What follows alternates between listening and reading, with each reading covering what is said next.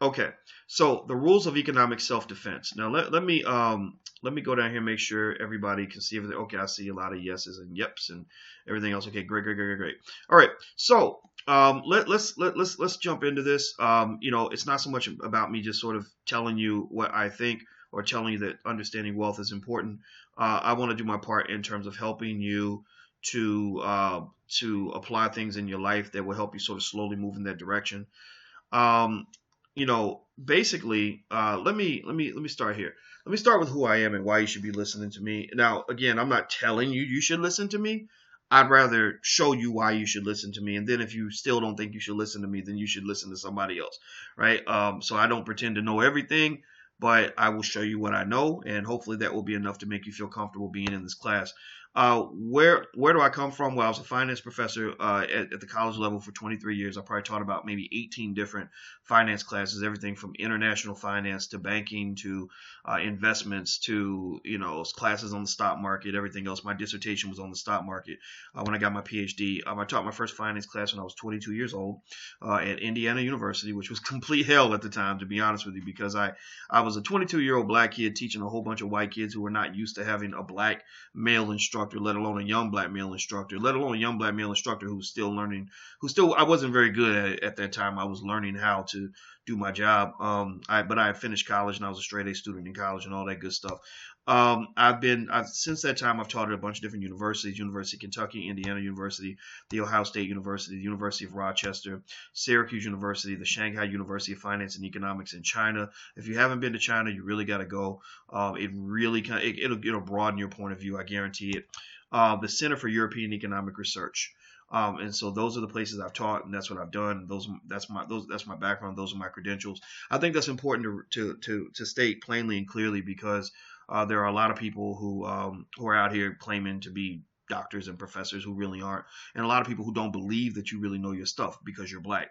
I get a lot of resistance from black people who think my PhD is not real because I'm black, or that somehow I'm not as smart as the white guy with the white bushy beard or whatever who taught at Yale or something, and that's just kind of stupid. I sat in classes with people like that, and I was the best student in my class. All right, so now why did we found the Black Business School? Well, I founded the Black Business School for a couple of reasons. One, because the cost of student loan debt has gotten out of control. The average millennial is expected to actually die in debt. So basically, we've got to a point where universities are charging way too much for an education. To me, an education should not cost more than $10,000 a year, and that's if you're learning like really good stuff. You're learning how to become a surgeon or something, then maybe it should be worth that much. But if you're just getting a bachelor's degree in philosophy, that shouldn't cost you 30, 40, 50,000 a year. Also, most universities don't offer black students very many black professors. So a lot of times you'll have universities where literally they'll have entire departments where they've never had a black professor ever in the history of that school, which is atrocious. A lot of universities don't teach you how to build anything of your own. Instead, they teach you how to work for other people. That's one thing that's really important in this economy. You see, capitalism is kind of built on shepherds and sheep. Some might say, if you want to use nasty language, you could say maybe wolves and sheep. But I don't want you to be a wolf. I'd rather have you be a shepherd. And some would even say, if you want to use real terminology, pimps and hoes. And I'm not joking when I use that analogy. There's no analogy that relates to the way a pimp would treat a prostitute that cannot easily be applied to the way capitalism runs. Capitalism is totally built on pimps and prostitutes.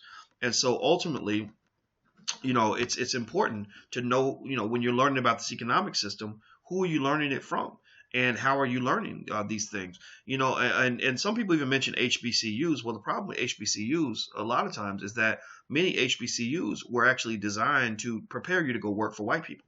I mean, look at what HBCUs brag about. A lot of HBCUs will brag about how many black people they have placed at big white corporations. How many, we have so many graduates who go work at Morgan Stanley. So many graduates who go work at, at Procter and Gamble, and it's not a big. I'm not saying that there's anything wrong with that. I'm not saying that that's a problem.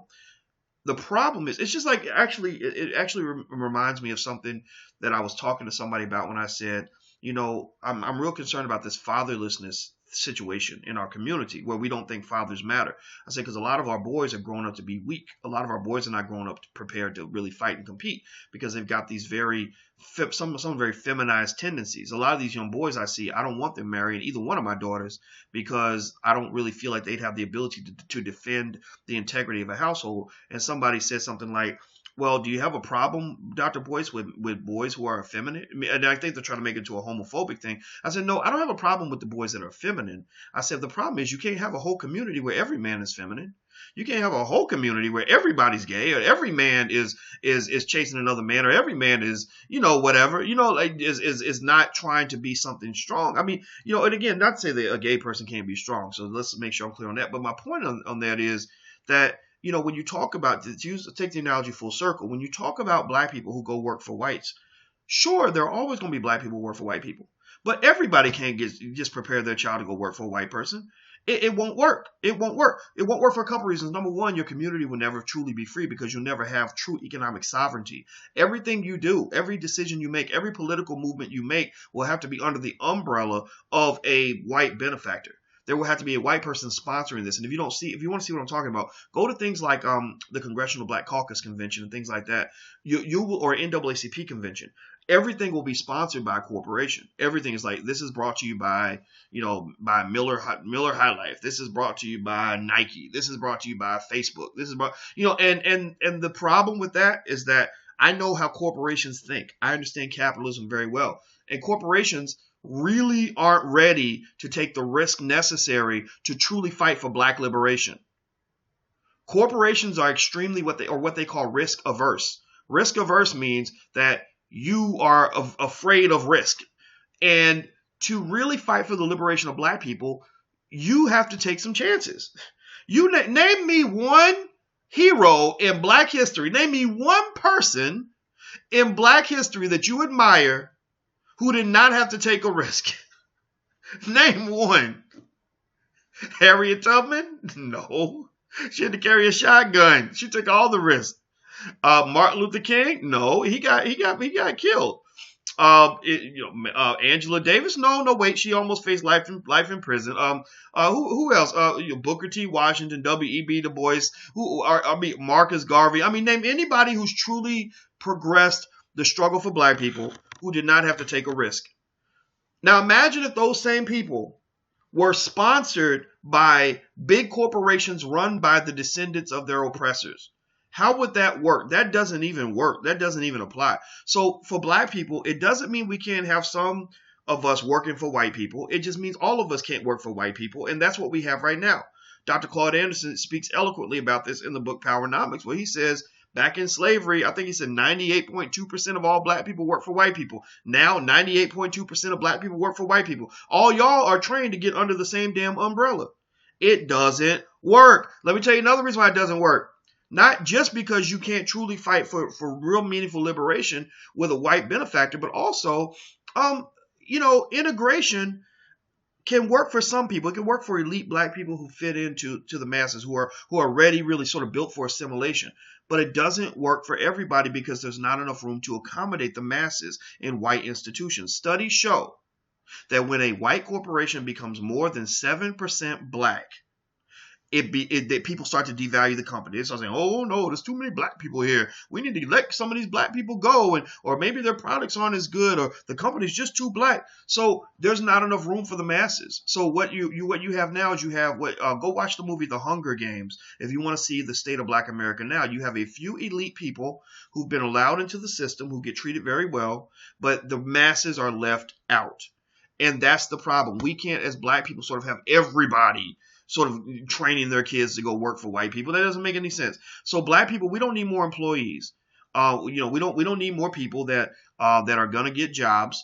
A lot of people think that the solution to the wealth gap and to the black economic challenge and all this other stuff is like, oh, well, the corporations need to give more jobs. White people need to give black people more opportunities. That ain't going to work. That is not going to work, because what's going to ultimately happen is you're going to have a conflict of interest, where at some point your value system is going to conflict with the value system of the person who's feeding your kids.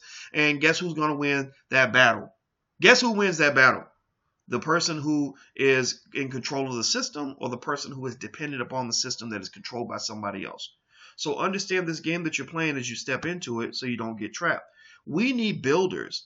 We don't need stop comparing yourself to white people in the sense that because I hear people say that they'll say, well, Dr. Boyce, why would you ridicule a black person for going to work for a white person? I mean, white people get to go work for corporations and it's okay for them. And I say, yeah, and number one, I'm not ridiculing anybody who works for a white person. I worked for white people at one point, but I had to quit because I couldn't tolerate it. But I said number two, the problem though with that is that you ain't white. You ain't white. And that's one challenge. You have been sort of misled into believing that if you behave appropriately, that they're going to fit you right into their system. Everything's going to work out. Every study in the world shows it ain't working. The fact that we're going to the United Nations and begging the United Nations to intervene in our affairs shows that it ain't working. So, in fact, just today, I had a conversation, literally today, I'm not making this up. I had a conversation with a friend who was a young PhD, and unfortunately, she got caught in the same trap that a lot of young PhDs go into. A lot of young scholars get sucked into believing that, well, the reason that this university they were hired by, hasn't promoted a black person in 80 years is because they've never met a smart black person before, and that all they have to do is do their work and do it well, and next thing you know, they're gonna get that promotion if they just behave and do what they're supposed to do. And so she did all of that. She went to go work at this school. She went to work at a school. She didn't work at a university, but she worked at one of those inner city schools where, again, this is how the economic system works, where they commodified the black children. The school was not that great of a school, but they got plenty of federal funds and plenty of corporate money to house these black children like sheep. Didn't matter if they educated them. They were getting paid off this. And the school was run by a bunch of white people from the suburbs and who did not care hardly anything about the kids. So she comes into the school. She says, Boyce, these people, they just don't understand these kids. They don't understand these boys. These boys are disengaged because they just don't respond well to the white teachers. Everything that you can pretty much read in any meaningful educational textbook about the state of black males in the educational system, she was pretty much reciting the same thing that we've been hearing for like 50 years. And so she says, but I'm going to go in here and I'm going to change it. I said, you sure you want to work with those folks? She said, yeah, I'm going to go in here. I'm going to fix it. And I understand these kids and I care about them and they don't care, but I care and I'm going to make it right. I'm like, go ahead, girl, fight the power. You do your thing. I wouldn't take that job, but I'm going to cheer you on because I want to see you succeed. Because maybe I'm the crazy one. Maybe I'm the crazy one because I don't trust these people at all. And so she calls me today and she says, Boyce, can you believe that they fired me? And I'm like, I'm in the back of my mind, I'm thinking, yeah, I know, because you come into here, you don't understand yet that you can't move in somebody else's house and shift around the furniture.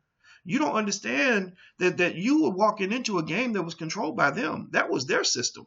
You might have the best intentions in the world. You might love those kids. I said, how many other people on your staff have a PhD besides you? She said, just one other person. I said, so you're more qualified than they are, and which right there might be a strike against you if you're not careful.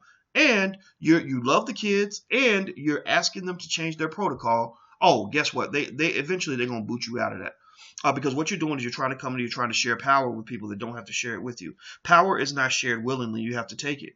And so my point of the matter, it's not to make fun of my friend. I'm not make fun of her at all because a lot of us fall for that. I fell for that, but it's sort of like at some point we have to make a decision where we decide that instead of trying to always hitch on somebody else's boat, we're going to build a boat of our own. Nations must build their own ships. You cannot borrow forever.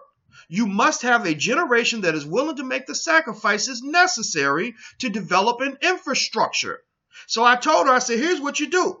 I said, let me tell you. So I said, now that I got your attention, because I know you weren't going to listen to me. I said, that's what, so some of the young PhDs, they either admire me because of what I've done, or they think I'm like the crazy old dude who somehow, they probably put him out. White people he's probably running his own business because white people didn't want him and they probably put him out because he didn't act right, whatever. And then they come back and they're like, let me tell you what they did. And then can you explain to me how to go? So I said, look, number one, I said, it takes far less time to learn how to start a business than it took for you to get that PhD. So ask yourself, why did you spend 5 years getting a doctorate when you could have also spent 6 months learning how to run a business and had a backup plan in case those folks kicked you out of their company? I said, number two, I said, what we need in our community is we need people that are willing to sacrifice in this generation, not just for their own future. It's hard enough to get people to sacrifice for their own future. What's really challenging What the real challenge is can you sacrifice for the future of somebody you don't even know, for a future of children that are not yet born? Can you sacrifice in a way where you get none of the benefits, but somebody else gets to sacrifice later? I said, because imagine if you and a bunch of your girlfriends and even your guy friends who have PhDs got together and said, damn it, we're going to start a school and we're going to make this school good. We might not have 2 nickels to rub together, but we're going to take those 2 nickels. We're going to start educating kids because our most valuable resource is our minds. We know how to educate these children better than anybody on earth could, any white person especially. So we're going to educate our own children. I said, the school's going to struggle. You're probably not going to have what you need. You're probably going to feel like a failure because you're not going to have the big, cushy, fancy job and be driving the Lexus. But I bet you in 50 years, your grandchildren will have an institution that they can go to, one that they can be proud of, and one where they write the rules and not somebody else. So the question is, the real question, black people, for any of us, is are you ready to make a sacrifice right now for the children that are not yet born? And in many cases, the answer is hell no. And that's why we're in the situation